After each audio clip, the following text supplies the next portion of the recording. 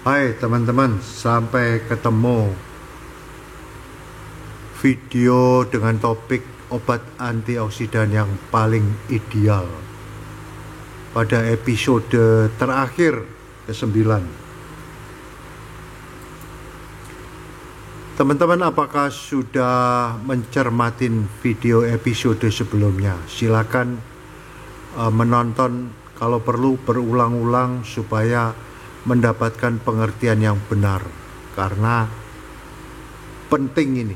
Kalau kita salah mengerti, maka bisa berakibat kurang baik bagi tubuh, bagi kesehatan tubuh kita. Seperti diinformasikan bahwa banyak obat antioksidan dijual di pasaran, namun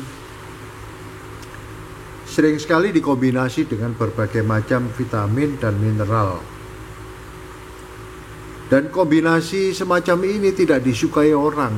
Mengapa? Khususnya pada anak-anak remaja, wanita, dan ibu-ibu. Karena bila mengkonsumsi ini, maka nafsu makan akan berlipat-lipat meningkatnya. Terus badan menjadi gemuk. Nah, ini merusak performance ini. Makanya mereka tidak mau mengkonsumsi. Padahal kepingin mengkonsumsi obat antioksidan karena memang jelas manfaatnya sangat besar. Untuk itu perlu ada guidance, panduan.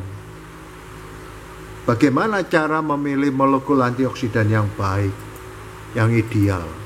Oleh sebab itu video ini muncul.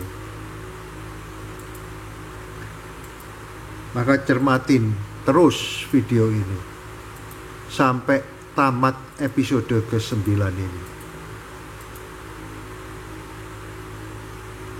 Kita sudah sampai pada menyusun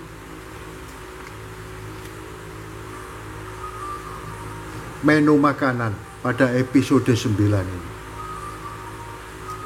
Dengan berpatokan pada 5 molekul antioksidan yang ideal ini, kita bisa menyusun menu makanan harian. Menu ini sebagai salah satu contoh. Sebagai salah satu contoh ya, yang mengandung 5 molekul antioksidan ya. Contohnya, misalnya pada pagi hari kita makan roti tawar 2 lembar, dimakan bersama dengan telur dan di dadar atau di mata sapi, kemudian ada dengan keju gitu. Dengan makan pagi ini kita bisa mendapatkan antioksidan vitamin A, vitamin E, selenium, dan zinc. Jadi ada 4 antioksidan yang dikandung dalam ketiga makanan ini untuk sarapan pagi. Miligramnya ada, kita bisa lihat di dalam tabel yang sudah tercantum pada video episode ke-8. Lihat tabel di situ. Kemudian makan siang. Makan siangnya dengan jagung, dengan brokoli, daging sapi, bayam, ayam, jeruk, pisang, mangga. Nah, dengan makan siang ini didapatkan antioksidan cukup banyak. Ada 5, yaitu vitamin A dapat, vitamin E dapat, vitamin C dapat, dan selenium dapat, zinc dapat. Di samping itu ada tambahan lagi, dapat antioksidan selain 5 tadi, yaitu lutein, zeaxanthin, dan flavonoid. Untuk usia produktif, mungkin menu ini perlu ditambah protein. Ini adalah menu yang sederhana. Maka Anda bisa lihat di tabel kandungan antioksidan pada makanan, pada sayuran, pada buah-buahan. Kandungan seratnya juga cukup ada. Kemudian makan sorenya atau malam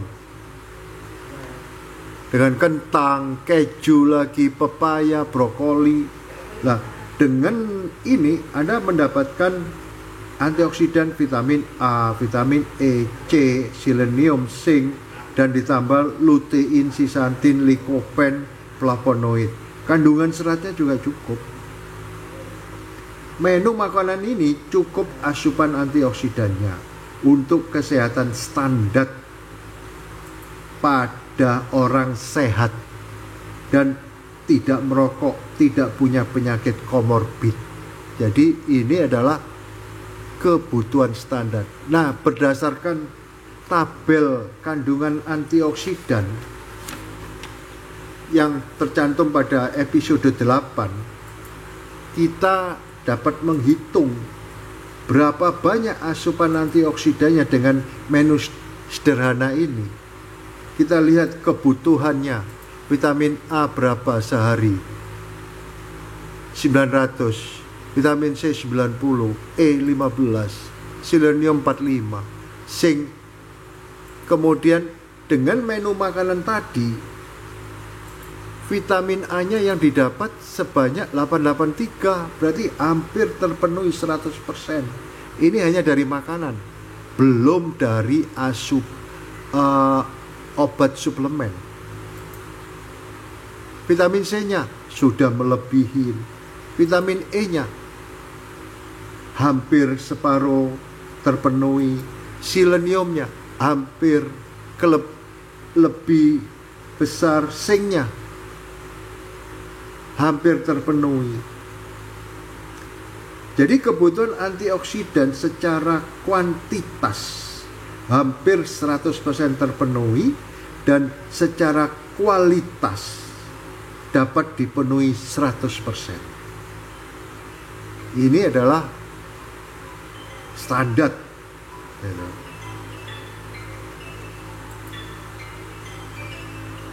Anda dengan menu standar ini Anda masih mendapatkan lutein, zeaxanthin, lycopene, dan flavonoid.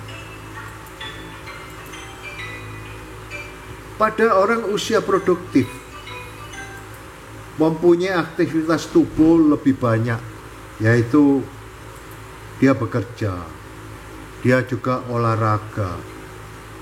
Sementara bagi orang usia lanjut, aktivitasnya biasanya cuma olahraga ringan. Nah, keadaan ini akan membuat kebutuhan molekul antioksidan harus ditambah secara kuantitas. Ya. Karena kebutuhan kuantitas molekul antioksidan perlu ditambah saat orang mempunyai keadaan tubuh, bekerja, olahraga, tingkat kekebalan tubuh yang menurun misalnya karena capek, karena sakit, kemudian ada stres. Sementara orang biasanya mau menambah molekul antioksidannya bukan dari makanan karena takut menjadi gemuk, maka diperlukan obat suplemen antioksidan. Nah, bagaimana memilih obat suplemen yang mengandung molekul antioksidan yang cukup? Inilah contoh obat suplemen antioksidannya. Nah, kita perlu juga membandingkan mana obat yang mengandung antioksidan yang kita butuhkan. Ini adalah dosisnya.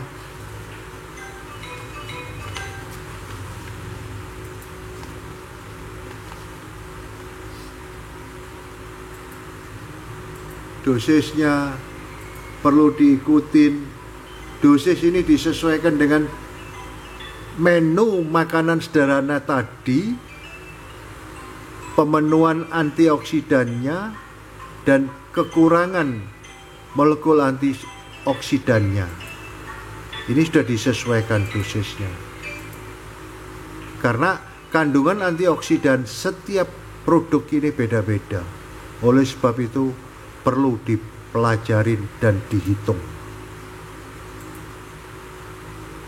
Lantas untuk selanjutnya adalah inilah tabel yang membandingkan komposisi molekul antioksidan dari 6 produk yang mempunyai komposisi antioksidan lebih baik dan efektif. Ini perbandingannya. Jadi silakan memilih disesuaikan dengan menu makanan yang Anda asup setiap hari.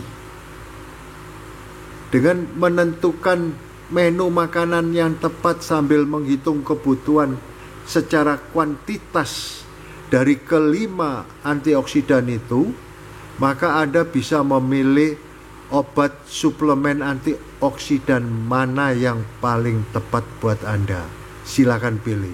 Semuanya baik, tetapi setiap orang kebutuhannya beda-beda. Dan setiap produk kandungan antioksidannya beda-beda. Jadi Anda harus menghitung, mencermati ini. Silakan pilih di antara contoh obat-obat antioksidan pada slide ini.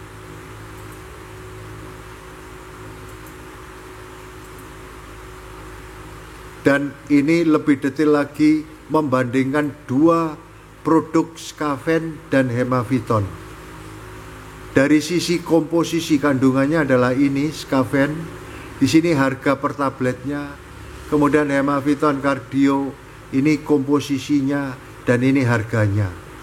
Maka bila mana kita memilih Hemaviton Cardio supaya sebanding miligram dari antioksidannya, Anda harus mengkonsumsi Hemaviton Cardio 2 kali. Dengan 2 kali maka jumlah molekul, jumlah miligram antioksidannya akan hampir sama. Akan hampir sama. Tapi dari sisi harganya, ini kalau dikalikan 2 cuma 3.000, sementara yang ini Skaven ini 3.800. Di samping lebih murah Hemaviton Cardio, Anda masih mendapatkan perlindungan lain, yaitu pitosterol dianiasin. Ini dapat mengurangi absorpsi dari kolesterol yang Anda konsumsi. Jadi Hemaviton Cardio ini adalah antioksidan plus. Ini manfaatnya lebih daripada yang lain. Terima kasih. Ya, Anda harus mempertimbangkan. Sesuaikan dengan pertama, sesuaikan dengan menu makanan yang Anda buat setiap hari, kuantitas dan kualitas. Sesuaikan dengan kebutuhan Anda. Anda dalam rangka sakit melakukan aktivitas yang berat, karena dengan melakukan aktivitas yang berat kebutuhan oksidannya makin banyak. Anda harus perhitungkan itu. Demikian video dengan topik antioksidan yang paling ideal sudah selesai, dan silakan menyimak terus channel ini supaya mendapatkan pengetahuan tentang kesehatan, tentang obat yang lebih komprehensif. Silakan bagi yang belum klik subscribe, silakan klik subscribe, dan atas klik subscribe-nya saya ucapkan terima kasih.